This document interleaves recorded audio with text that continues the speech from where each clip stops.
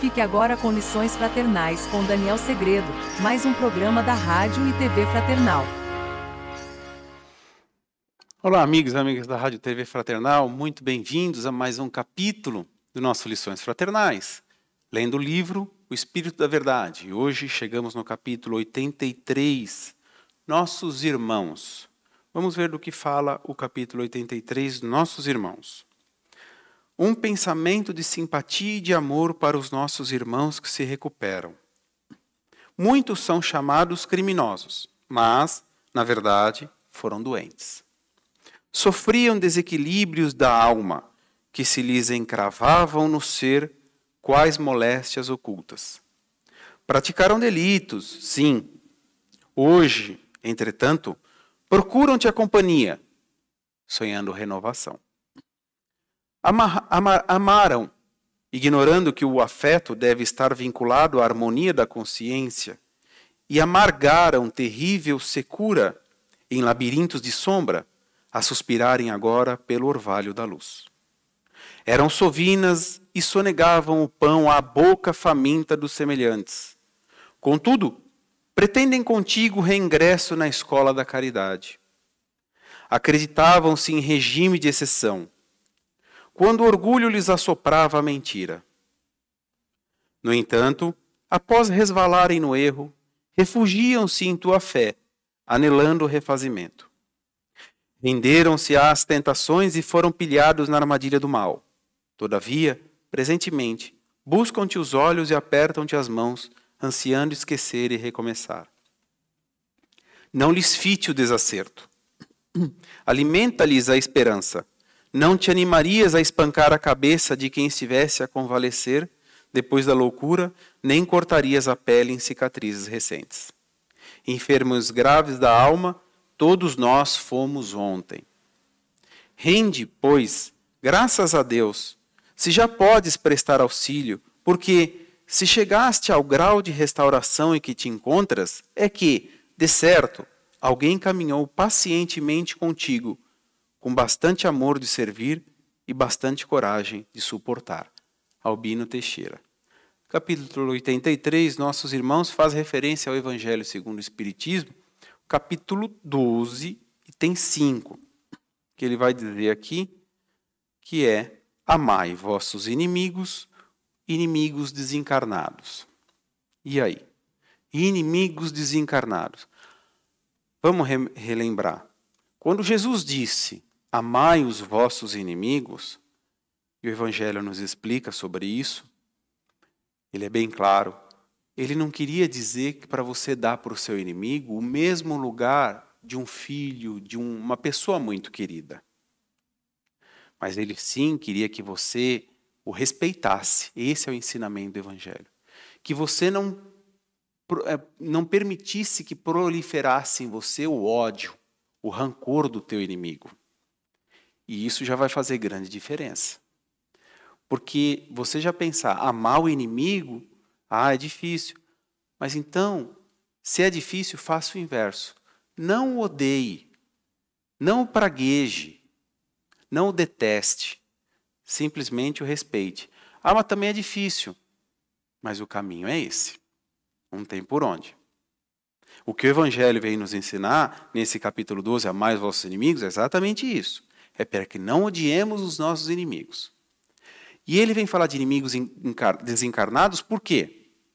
Porque o Evangelho também ensina que a gente tinha um hábito, muito lá atrás, de o ódio com sangue, extinguir o ódio com sangue.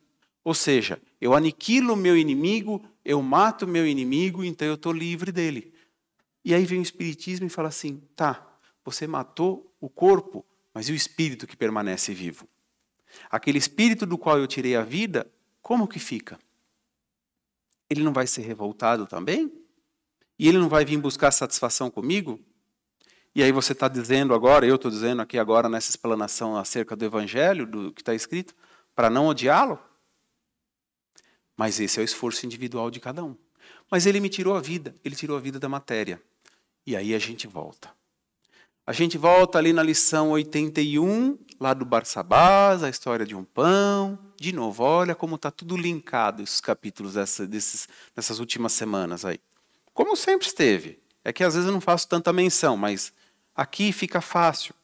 Barsabás era um tirano e vai voltar com um pai humilde, sendo o teu pai aquele que era o enjeitado e que Barsabás deu-lhe um pão quando mais necessitou. Não é? Então, ou seja, gerou vislumbrou uma possibilidade de amor, de uma caridade, um elo ligado. Né? Formou-se um elo. Uniu aqueles dois. E agora aqui ele vem falar o quê? De inimigos desencarnados. Os obsessores que a gente tanto ouve falar. De onde você acha que vem? É disso daí, de vidas passadas. Que muitos deles hoje nos obsediam porque muitos querem a vingança, mas muitos outros também buscam pelo perdão. Como ele disse na leitura, só que estão doentes. Como nos ensina Divaldo Franco, o ódio é o amor que adoeceu. E ele tem cura. É através do perdão. Ah, mas eu não vejo dessa forma. Então se torna difícil. Porque a partir do momento que eu perdoar, a partir do momento que eu relevar e deixar para lá, ah, mas você não sabe o que eu passei. Ah, mas você não imagina o que ele me fez. Mas como a gente está falando de vidas pregressas, há 2 capítulos já, esse é o terceiro, aí na sequência. 81 falou, né, do Barsabás, o 82 também veio trazer mais assunto disso, nem castigo, nem perdão, e agora esse aqui está falando do quê? De inimigos desencarnados. O que isso quer dizer para nós? Que a vida continua. Que extinguir o ódio com sangue não se resolve. O ódio pode permanecer, mas por que deixar permanecer o ódio se eu posso prevalecer através do amor? Basta eu querer, basta eu perdoar, basta eu relevar.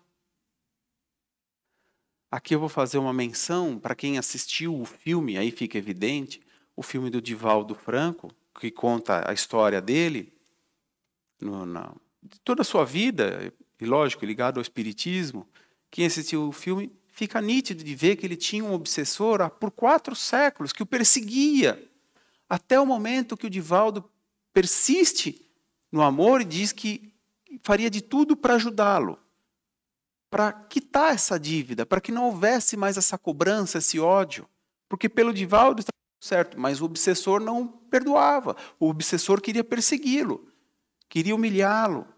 E a todo momento é evidente isso no filme, as situações pela qual o Divaldo passa e ele acaba sofrendo.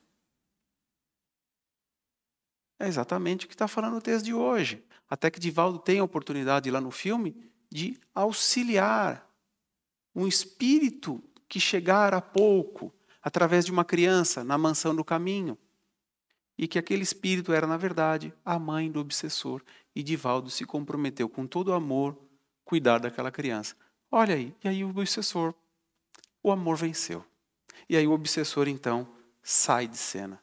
Não só de cena do filme, mas do tormento que ele causava para o Divaldo. Porque o amor prevaleceu. E aí aquele ódio foi curado. Então, acreditar que eu me livro, como era antigamente, eu me livro do meu inimigo com o sangue, aniquilando ele, não. Isso pode persistir por vidas e vidas e vidas. A troco do quê? De ser tormentado e atormentar também? Então, por que não perdoar? Que é isso que o Evangelho vem nos ensinar. Ele não está falando diretamente do perdão, mas é a única ferramenta. Nós vamos e voltamos, como nós vimos na lição passada. Né? A conduta é o processo. A consciência é o nosso tribunal. Então, aquilo procuremos fazer de todo o bem possível, sabendo que esse bem vai retornar para nós, mas não como retribuição, como mérito do próprio caminhar, do próprio bem pensar. Então, que não tenhamos inimigos desencarnados, e se tivermos, porque normalmente temos de vidas passadas, que o perdoemos.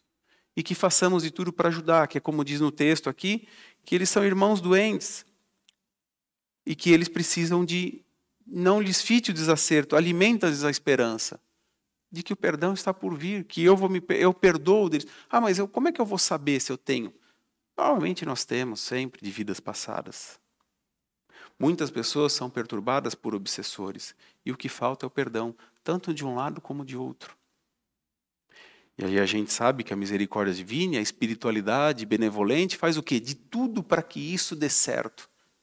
Porque o bem deve prevalecer, o amor deve prevalecer.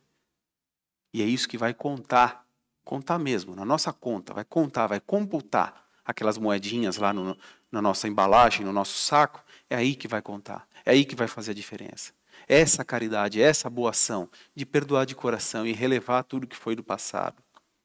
Nossa, mas ainda assim está difícil. Não levemos inimigos dessa vida, já é uma grande diferença.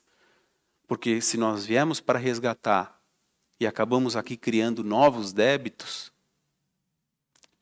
vai ficando difícil cada vez mais. E viver realmente é um tormento. E ao contrário, como o André Luiz sempre diz, é viver com alegria. Pô, mas eu tenho tantos problemas, mas ainda assim, todos esses problemas lá na frente farão sentido como solução de dilemas passados, como aprendizado. Ah, mas é difícil ser feliz diante do problema. É um fator de mudança nosso também. É o que nós temos que mudar também. Então são nossos irmãos da mesma maneira.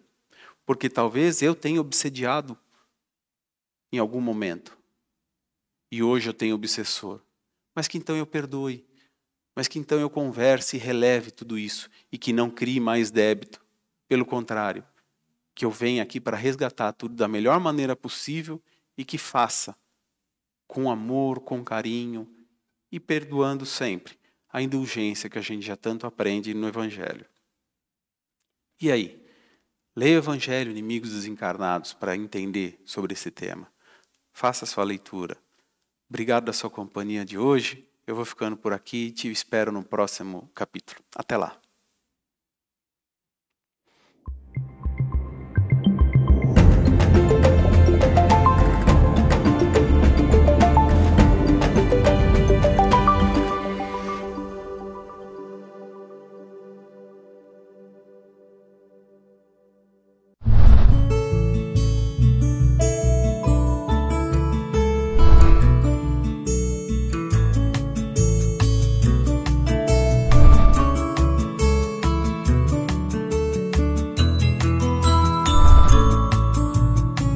Você assistiu Lições Fraternais com Daniel Segredo, mais um programa da Rádio e TV Fraternal, sempre em sintonia com você.